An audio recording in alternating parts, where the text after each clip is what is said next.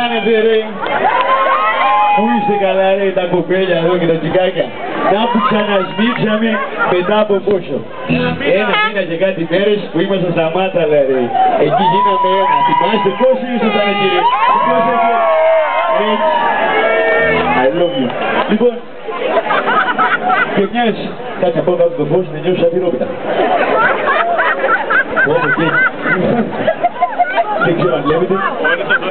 Λοιπόν, θα σας αφιερώσουμε ένα πολύ όμορφο τραγούδι ρε, που το αγαπήσατε και το έχετε κάνει top score στο YouTube. Με πολύ αγάπη να το τραγουδήσουμε all together. Ανάψτε τα πυροφάνια σας τώρα να κάνουμε ατμόσφαιρα, να φτιάξουμε mood. Come on.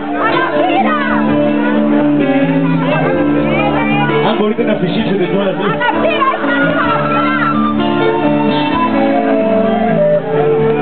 Θυμάμαι, ήτανε summer. Μαζί πηγαίναμε στο beach, χέρι-χέρι, όμο. Κι όταν με τα ανθρωπίνγκερ σου που χάιδευες στη ραχοκοκαλιά, αυτή γινότανε μέλη. Ήμασταν τόσο in love που κάναμε, θα σας ακούσω. Πουλιά μου τα ξυπνιάρικα.